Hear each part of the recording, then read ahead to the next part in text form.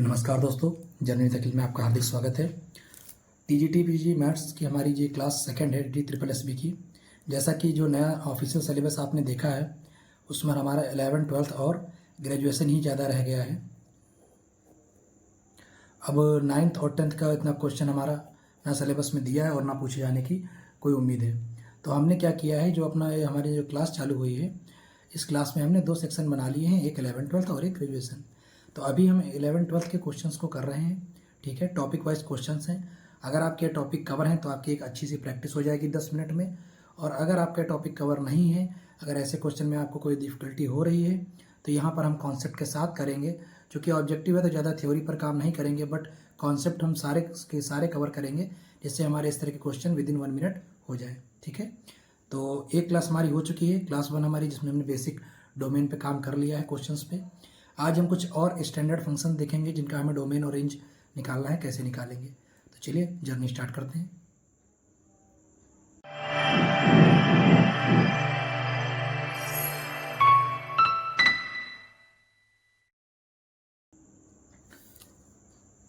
तो आज हम लोग हैं टाइप डी पर, जिसमें हम लोग आज मॉडुलस फंक्शन के बारे में बात करेंगे। तो मॉडुलस फंक्शन का मतलब क्या है, ये ऑलवेज कहता है कि भाई हमारे अंदर जो भी वैल्यू रखे हैं आप, वो हमेशा उसका आंसर हमेशा हम पॉजिटिव देंगे। जैसे रूट के लिए आपने कहा था, इससे पहले जो हमने पढ़ा था कि रूट कहता है कि मेरे अंदर की वैल्यू हमेशा नॉन नेगेटिव होनी चाहिए रियल नंबर में, ठीक है। तो वैसे ही मॉडुलस का काम क्या होता है कि ये जिसके अंदर जो भी आप वैल्यू, जैसे -2 अगर हम रखते हैं तो ये +2 कर देगा। 2 है तो वो +2 करेगा ही, बट अगर -2 भी है तो प्लस का कर देगा। मतलब उसको पता चल जाए। जैसे अगर हम ऐसा लिख दें, मान लीजिए a - b, तब हम इससे नहीं कह सकते एग्जैक्ट कि भाई ये पॉजिटिव है कि नेगेटिव है। उस समय ये मॉडुलस कंफ्यूज है। बट अगर इससे क्लियर है कि अंदर की वैल्यू नेगेटिव है तो वो उसको पॉजिटिव कर देगा, और पॉजिटिव वैल्यू तो पॉजिटिव ही होती है, ठीक है।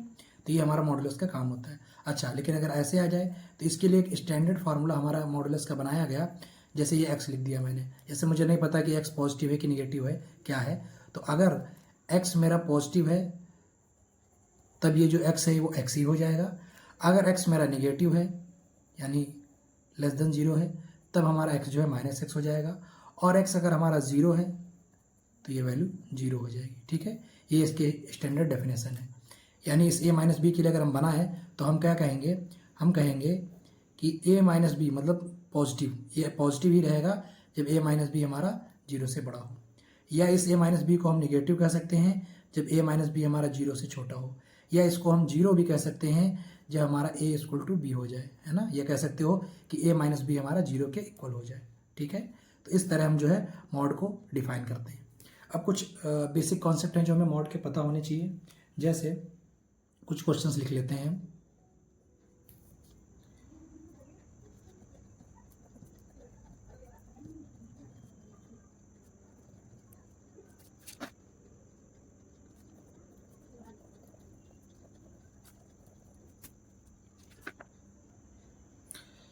तो ये कुछ पॉइंट हैं जो हमारा मॉड का डाउट और क्लियर कर देंगे। जैसे क्या ये हो सकता है, यानी मॉड x = 0 हो सकता है। तो बिल्कुल मॉड x = 0 हो सकता है। उस समय x की वैल्यू क्या होगी, 0 होगी। अगर मॉड x के अंदर की वैल्यू 0 के इक्वल है तब उसे हम कैसे सॉल्व करेंगे। बिल्कुल देखिए, मॉड x क्या मैंने बोला, मॉड x जो भी इसके अंदर की वैल्यू है उसको वो पॉजिटिव कर देगा, ठीक है।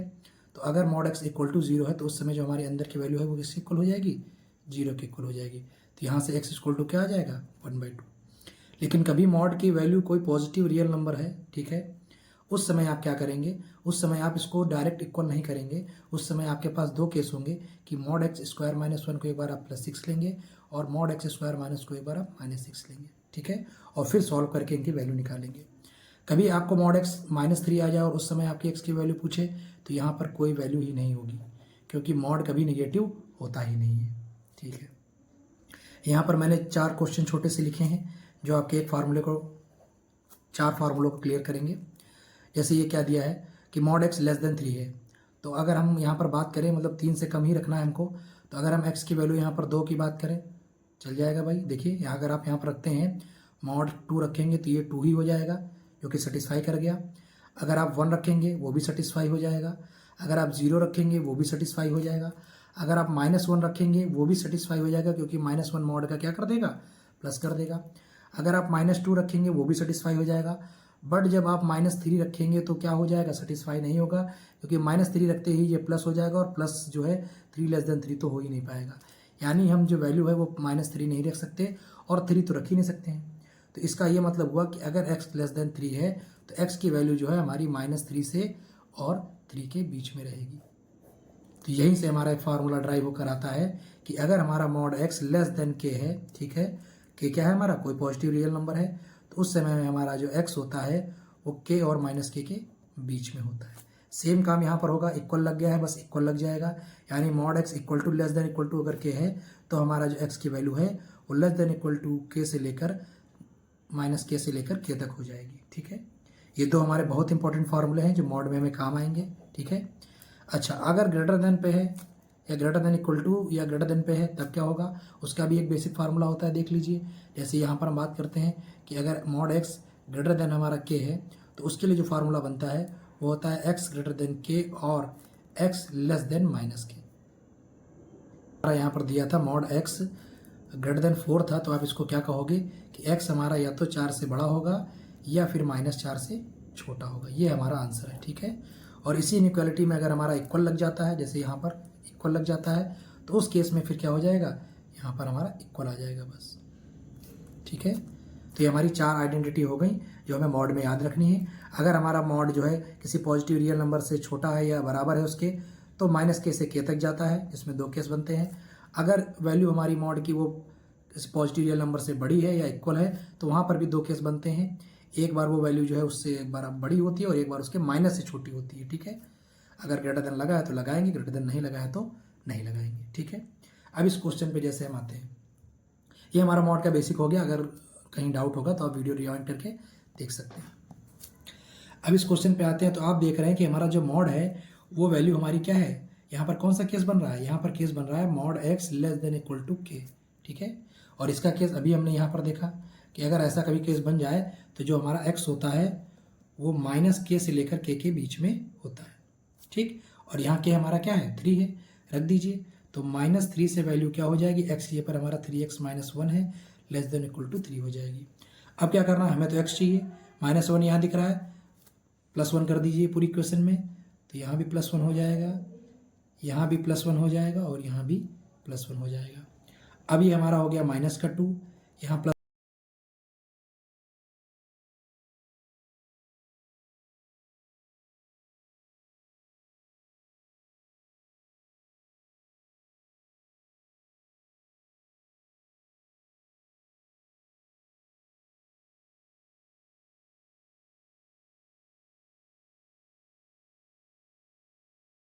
तो कभी भी मॉड के क्वेश्चन आपके आते हैं तो आपको बस ये 4, ये 1 2, ये तीसरा और चौथा मैंने एक में कर दिया है। ठीक है, तीसरा और चौथा यहीं पर हो जाएगा, जब आपका तीसरे में केवल होगा और चौथे में साथ में इक्वल भी लगा होगा। ठीक है, तो ये आइडेंटिटी अगर मतलब ये अगर आपको फार्मूला याद है तो यहाँ पर आपके मॉड के क्वेश्चन इजीली बन जाएंगे। अब इस क्वेश्चन में अगर हम बात करें तो देखिए, हमने कहा था जब भी रैशनल, ये एक प्रकार का रैशनल फंक्शन ही है, साथ में इसमें मॉड भी आ गया है। तो जब भी रैशनल लिखे तो हमें सबसे ज़्यादा प्रॉब्लम किससे होती है, डिनोमिनेटर से होती है। तो यानी हमें यहाँ पर मॉड x - 1 इक्वल टू 0, इससे प्रॉब्लम है, ये 0 नहीं होना चाहिए। इसका मतलब मॉड x इक्वल टू हमारा क्या होना चाहिए, 1 होना चाहिए। ठीक है, अब मॉड x इक्वल टू हमारा अगर 1 है तो x की वैल्यू क्या होगी, तो देखिए यहाँ पर क्वेश्चन में मैंने बताया था कि अगर इक्वल टू 0 है तो आप डायरेक्ट 0 कर सकते हैं, लेकिन अगर मॉड के बाद कोई नंबर है तो आप वैल्यू प्लस और माइनस दोनों में लेते हैं। इसका मतलब अगर मॉड x इक्वल टू मेरा कोई पॉजिटिव नंबर के इक्वल में हो रहा है तो x की वैल्यू मेरी 1 भी होगी और -1 भी होगी। ठीक है, तो इस इक्वेशन में हमें किससे प्रॉब्लम है, केवल -1 और 1 से। तो अगर इसके डोमेन की बात करेंगे हम तो पूरा रियल नंबर होगा, लेकिन उसमें हमें 1 और -1 रिप्लेस करना पड़ेगा, हटाना पड़ेगा। ठीक है, चलिए अगला क्वेश्चन देखते हैं। इस क्वेश्चन में हमें x की वैल्यू निकालनी यानी डोमेन निकालना है। तो सबसे पहले जो हमने कल की क्लास में देखा था कि अगर रूट के अंदर कोई फंक्शन है तो उसको हमें क्या करना पड़ता है, नॉन नेगेटिव यानी पॉजिटिव रखना पड़ता है। तो इसका मतलब जो हमारा मॉड के अंदर मॉड x - 1 का मॉड -2 है, ये हमारा ग्रेटर देन इक्वल टू क्या हो जाएगा, 0। ठीक है, ये हमने कल पढ़ा था कि अगर मॉड के अंदर x होता है तो x को क्या करना पड़ता है, ग्रेटर देन इक्वल टू 0 करना पड़ता है। अब क्या होगा, इसको उधर रिप्लेस करिए, भेजिए, तो ये हो गया मॉड x - 1 और ये जाकर उधर पॉजिटिव हो गया, ग्रेटर देन इक्वल टू 2 हो गया। ठीक है, अब यहाँ पर कौन सा केस जो आज हमने पढ़ा कि अगर मॉड एक्स हमारा greater than equal to k हो तो क्या होता है, तो उस कंडीशन में हमारा या तो x greater than equal to k हो जाता है या हमारा एक्स जो है वो less than equal to minus k हो जाता है। ठीक है, फार्मूला नंबर 4 जो पढ़ा था हमने। तो यहाँ पर हम बात कर लेते हैं, तो हम कहेंगे कि मॉड एक्स माइनस वन या तो हमारा ये 2 से बड़ा हो जाएगा और लगाएंगे mod x minus one less than equal to -2 हो जाएगा। ठीक है, 2 केस बनेंगे। अब यहाँ पर इसको फिर से उधर साइड चेंज करिए, तो ये माइनस जाके उधर प्लस हो जाएगा, तो ये ग्रेटर देन इक्वल टू 3 हो जाएगा। और पे आ जाइए, यहाँ पर बात करिए, तो ये -1 उधर जाकर प्लस हो जाएगा और प्लस माइनस माइनस हो जाएगा, तो मॉड 1 लेस देन -3 हो जाएगा। अब इधर बात करते हैं, तो यहाँ फिर से वही केस लग गया, कौन सा, यही चौथा केस, कि फिर से अगर मॉड एक्स हमारा ग्रेटर देन कोई पॉजिटिव रियल नंबर है तो फिर से यहाँ पर 2 केस बनेंगे कि जो हमारा एक्स है वो ग्रेटर देन इक्वल टू 3 होगा और एक्स जो है वो लेस देन इक्वल टू -3 होगा। यहाँ पर बात करें तो मॉड एक्स हमारा क्या हो गया, निगेटिव नंबर पे आ गया, तो ये तो हमारा केस होगा ही नहीं, तो यहाँ से एक्स की वैल्यू क्या हो गई, 5 हो गई, क्योंकि अभी हमने पीछे पढ़ा था कि मॉड एक्स ऑलवेज क्या होता है, ये वैल्यू को पॉजिटिव ही करता है। ठीक है, 0 हो सकता है बट नेगेटिव तो कभी हो ही नहीं सकता। तो यहाँ से हमारी वैल्यू क्या आ गई, 5 आ गई। यहाँ से वैल्यू हमारी x ग्रेटर देन 3 आ गई और यहाँ से हमारी लेस देन 3 आ गई। अब हमें क्या करना है, इन सब का यूनियन ले लेना, क्योंकि और लगा, और का मतलब यूनियन, एंड का मतलब इंटरसेक्शन। इन सब का अगर हम यूनियन ले लेंगे तो क्या बनेगा हमारा, देखिए नंबर लाइन पे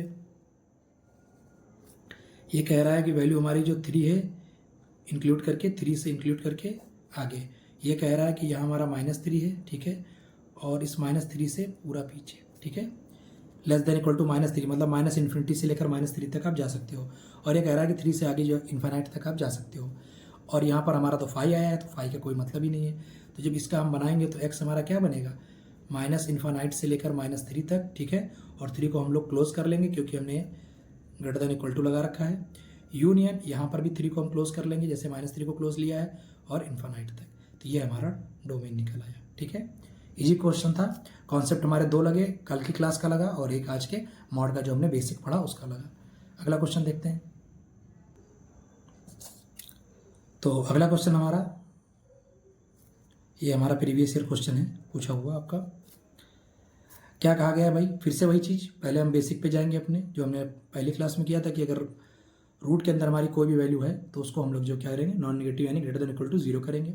दूसरी बात, जब इस तरह का हमें भी क्वेश्चन मिले कि मॉड एक्स 2-3 बार आया हुआ हो, ठीक है, सेम नंबर ऐसा आया हुआ हो, तो उसको हम कुछ अलग एज्यूम कर लेते हैं। जैसे हम यहाँ पर क्या कहेंगे कि मॉड एक्स को हम अभी यहाँ पर अल्फा मान लेंगे। ठीक है, सॉल्व करने के बाद हम वापस इसको रिप्लेस कर देंगे और वैल्यू निकालेंगे। तो जो हमारा वैल्यू बना वो क्या बना, अल्फा -1/3 माइनस अल्फा। ठीक है, और मॉड के अंदर वैल्यू क्या होती है, ग्रेटर देन इक्वल टू 0।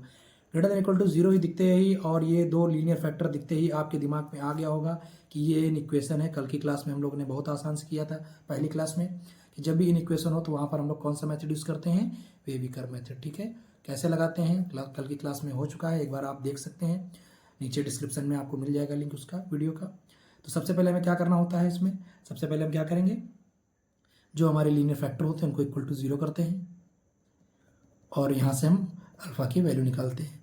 तो ऊपर वाले से 1 और नीचे से हमारा जो है वो माइनस का, सॉरी ऊपर नीचे से भी 3, 1 और 3। ठीक है, ये 2 हमारे फैक्टर मिल गए। सेकंड स्टेप क्या होता था भाई कि नंबर लाइन पर अरेंज करना है, तो 1 और 3 को हमने अरेंज कर दिया। इसके बाद अगला स्टेप क्या होता था, एक ब्रिज बनाते हैं राइट साइड से। उसके बाद क्या करते हैं, पहला प्लस फिर माइनस फिर प्लस, इस तरह अल्टरनेट चले जाते हैं। फाइनल स्टेप हमारा ये होता है कि हमें इस इक्वेशन में देखना होता है, अगर ग्रेटर देन इक्वल टू 0 है, देखिए न्यूमरेटर की वैल्यू को इंक्लूड कर लेते हैं और डिनोमिनेटर की वैल्यू को इंक्लूड नहीं करते हैं, इसलिए उस पर सर्कल लगा देते हैं। ठीक है, यहाँ पर वेवी कर्व मेथड लगाते हैं समय हम पहले दोनों के फैक्टर निकाल लेते हैं। ठीक है, लीनियर फैक्टर इक्वल टू 0 करके। दूसरी बात, वेवी कर्व मेथड कहता है कि राइट साइड में 0 होना चाहिए, वो तो है, लेकिन एक्स के कोफिशिएंट हमारे क्या होने चाहिए, पॉजिटिव होने चाहिए, यानी अल्फा के कोफिशिएंट हमारे पॉजिटिव होने चाहिए, जो हमारे यहाँ पर नहीं है। तो इनको हम पॉजिटिव बनाएंगे, माइनस से मल्टीप्लाई कर देंगे तो ये अल्फा -3 हो जाएगा। माइनस से मल्टीप्लाई करते ही इन इक्वेशन हमारी चेंज हो जाएगी। ठीक है, उसके बाद हम लोग क्या करते हैं, जो फैक्टर आए होते हैं उनको हम लोग नंबर लाइन पे ड्रॉ कर लेते हैं। जैसे 1 और 3 हमने ड्रॉ कर लिया, 1 को इंक्लूड करते हैं। ठीक है, तो डॉट रहेगा, 3 हमारा इंक्लूड नहीं रहेगा, उस पर सर्कल रहेगा। फिर हम लोग क्या करते हैं, अगले स्टेप में ब्रिज बनाते हैं, राइट साइड से ब्रिज बना लिया। उसके बाद पहला प्लस फिर माइनस फिर प्लस फिर माइनस। अब अगर हम यहाँ पर बात करते हैं तो लेस देन इक्वल टू है, इसका मतलब हमें माइनस वाला रीजन लेना है। तो हमारा जो अल्फा होगा वो कहाँ से होगा, 1 को इंक्लूड करेंगे और 3 को हम लोग इंक्लूड नहीं करेंगे, मतलब ओपन इंटरवल होगा। ठीक है, तो ये हमारा अल्फ़ा की वैल्यू निकल आई। अब अल्फ़ा को हमने माना क्या था, मॉड एक्स, यानी हम लिख सकते हैं कि जो अल्फ़ा है हमारा वो 1 से लेकर 3 तक है और 1 पे इंक्लूड है, मतलब ग्रेटर देन इक्वल टू होगा, और 3 पे केवल हमारा लेस देन होगा। ठीक है, तो अब यहाँ पर अल्फ़ा की जगह पर हम क्या रख देंगे, मॉड एक्स, और ये हो जाएगा हमारा 3। तो जब कभी ऐसी कंडीशन बन जाए कि मॉड एक्स हमारा जो है, जब कभी ऐसी कंडीशन बन जाए कि मॉड एक्स दो इक्वेशन में आ जाए, तो इसको आप दोनों साइड अलग अलग करके सॉल्व कर लीजिए। यानी एक बार आप ऐसे सॉल्व किए और दूसरी तरफ जाकर इस मॉड एक्स को है जो वो आप लेस देन के साथ सॉल्व करिए। अब यहाँ पर अगर हम बात करें तो वही केस बन गया हमारा क्या, कि मॉड एक्स लेस देन अगर के हो तो के एक्स की वैल्यू क्या होती है, तो एक्स की वैल्यू माइनस के से लेकर के तक होती है। ठीक है, केस नंबर 1। तो यहाँ पर अगर हम बात करें तो एक्स हमारा क्या हो जाएगा, -3 से लेकर 3 तक। यहाँ पर बात करें तो मॉड एक्स हमारा ग्रेटर देन इक्वल टू 1 है, तो यहाँ पर हमारी पॉजिटिव वाली वैल्यू वो फार्मूला लग जाएगा जो हमने कहा था कि अगर मॉड एक्स हमारा greater than equal to k हो तो जो हमारा एक्स होता है वो ग्रेटर देन इक्वल टू के होता है या less than equal to minus k होता है। तो यहाँ पर अगर हम बात करें तो हम कहेंगे कि एक्स हमारा ग्रेटर देन इक्वल टू 1 होगा, और लगा के हम बोलेंगे जो हमारा एक्स है वो लेस देन इक्वल टू -1 होगा। ठीक, अब इन सब का हम लोग क्या ले लेंगे, यूनियन ले लेंगे। अच्छा, इन दोनों को अलग अलग सॉल्व किया तो इनके बीच में एंड रहेगा, और इनके और का मतलब यूनियन होता है। ठीक है, तो अगर हम इस पूरे को नंबर लाइन पे ड्रॉ करें तो क्या बनेगा हमारा, ये कह रहा है कि भाई एक्स हमारा जो है एक नंबर -3 है और एक नंबर 3 है। ये कह रहा है कि वैल्यू हमारी -1 है और एक वैल्यू हमारी 1 है। ठीक है, पहले इसकी बात करते हैं। तो ये कह रहा है कि भाई -3 से 3 तक जाना है, मतलब -3 से 3 के बीच में रहना है, और दोनों पर हमारा सर्कल रहेगा। जबकि ये कह रहा है कि एक्स 1 से ग्रेटर देन होना चाहिए और इस पर इंक्लूड भी करना है इसको, और पीछे ये बोल रहा है कि भाई -1 से हमारा छोटा होना चाहिए। ठीक है, अब एंड का हमारा क्या मतलब होता है, एंड का मतलब होता है हमें वो रीज़न लेना है जो दोनों में कॉमन हो। ठीक है, तो दोनों में कॉमन की बात करें, अगर हम ऐसे नंबर क्रॉस करें तो देखिए यहाँ पर दोनों लाइन कट कर रही हैं और यहाँ पर दोनों कट कर रही हैं, इसके बाद कहीं पर कर्व कट नहीं हो रहा है। तो इसका मतलब ये रीज़न दोनों में कॉमन, ये रीज़न दोनों में कॉमन, मतलब -3 से लेकर -1 तक कॉमन है और 1 से लेकर 3 तक कॉमन है। अच्छा, -3 इस नीचे वाले में तो है बट ऊपर वाले में नहीं है, सर्कल लगा है, इसलिए -3 को हम लोग ओपन में लेंगे। 1 दोनों जगह पर है तो 1 पे क्लोज ले लेंगे। उसके बाद यूनियन लगाइए, फिर 1 दोनों जगह पर है, 1 को क्लोज ले लेंगे, और 3 हमारा इस बार नीचे वाले में तो है बट ऊपर वाले में सर्कल था तो नहीं है, तो फिर से 3 को हम लोग ओपन में ले लेंगे। ये वैल्यू हमारी किसकी आ गई, एक्स की। ठीक है, ये हमारा इसका डोमेन हो गया। इंपॉर्टेंट क्वेश्चन था, जब भी इस तरह का क्वेश्चन दिखेगा तो हम लोग इस तरह इसको सॉल्व करेंगे। अब तक मॉड को लेकर आपके सारे डाउट दूर हो गए होंगे। अगर जरा सा 1-2 डाउट और हैं अभी भी जो होगी, तो ये 2 क्वेश्चन के तहत आपके पूरे डाउट क्लियर हो जाएंगे। ठीक है, वही कॉन्सेप्ट मॉड का चलेगा, जो 4 फार्मूले हम लोगों ने देखे और मॉड की बेसिक जो हमारी डेफिनेशन है वो देखी। जैसे इस क्वेश्चन की बात करें, सबसे पहले आपको रूट दिख रहा है। आप जानते हैं कि रूट के अंदर की वैल्यू को हमेशा हम लोग क्या कर देते हैं, ग्रेटर देन इक्वल टू 0। यहाँ पर इस फंक्शन की बात करें तो रूट के अंदर की वैल्यू को हम लोग क्या कर देंगे, ग्रेटर देन इक्वल टू 0। ठीक है, ये 2 अलग अलग फंक्शन है, दोनों के लिए अलग निकालेंगे। पहली क्लास में हम लोगों ने बताया था कि अगर हमारे फंक्शन ज़्यादा हो जाते हैं 2, 4, 5, तो उनको अलग अलग सॉल्व करके फिर उनके डोमेन का हम लोग इंटरसेक्शन ले लेते हैं। यहाँ पर आप देखिए तो मॉड एक्स क्या हो गया, ग्रेटर देन इक्वल टू 3 हो गया। अब ये कौन सा स्टैंडर्ड फार्मूला है, जो 4th वाला पढ़ा था कि मॉड एक्स अगर greater than equal to k हो जाए तो उस समय एक्स की वैल्यू या तो ग्रेटर देन इक्वल टू के होती है या और लगा के less than equal to minus k होती है। तो यहाँ पर के की जगह पर क्या है, 3 है, यानी एक्स हमारा ग्रेटर देन इक्वल टू 3 हो गया, और लगाइए एक्स हमारा लेस देन इक्वल टू -3 हो गया। तो इस वाले फंक्शन से तो हमें एक्स की वैल्यू मिल गई।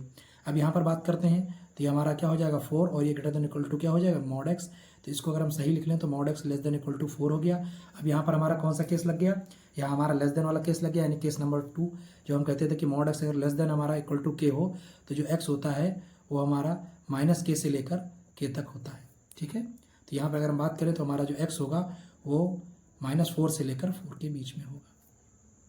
अब चूंकि ये बीच में प्लस लगा है, दोनों अलग फंक्शन है, तो बीच में इसमें क्या होगा, इनका इंटरसेक्शन लेना पड़ेगा। ठीक है, तो नंबर लाइन पर ड्रॉ कर लेते हैं। देखिए पहले इसके लिए ड्रॉ करते हैं लाइन, x एक वैल्यू हमारी -3 है और एक वैल्यू हमारी 3 है। क्या कह रहा है कि भाई 3 से या इक्वल भी हो, 3 को लेकर चलना है, यानी 3 और उससे ज़्यादा इन्फिनाइट तक। इधर ये क्या बोल रहा है, -3 या उससे कम। तो ये हमारा पहला फंक्शन की लाइन बन गई। दूसरे फंक्शन के लिए देखते हैं तो कह रहा है -4 से 4 तक, यानी यहाँ कहीं हमारा +4 होगा, यहाँ कहीं हमारा -4 होगा, और दोनों को इंक्लूड करके इसको लेकर चलना है। -4 से 4 तक का ही केवल इसका रीज़न है। इंटरसेक्शन में करते क्या है हम लोग, जो दोनों में कॉमन हो वही रीज़न लेते हैं। तो कॉमन के लिए आप ऐसे लाइन ड्रॉ कर लीजिए।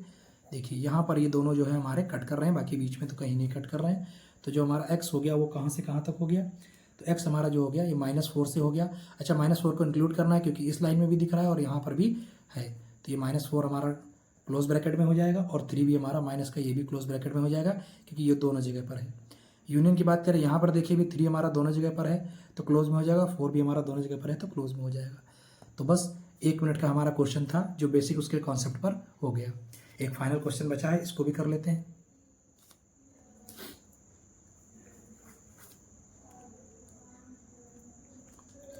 अब इस क्वेश्चन को हम लोग अगली क्लास में देख लेंगे क्योंकि वीडियो काफ़ी लंबी हो गई है, ठीक है। और अगर आप इसको ट्राई करेंगे तो ईजिली आप सॉल्व भी कर लेंगे।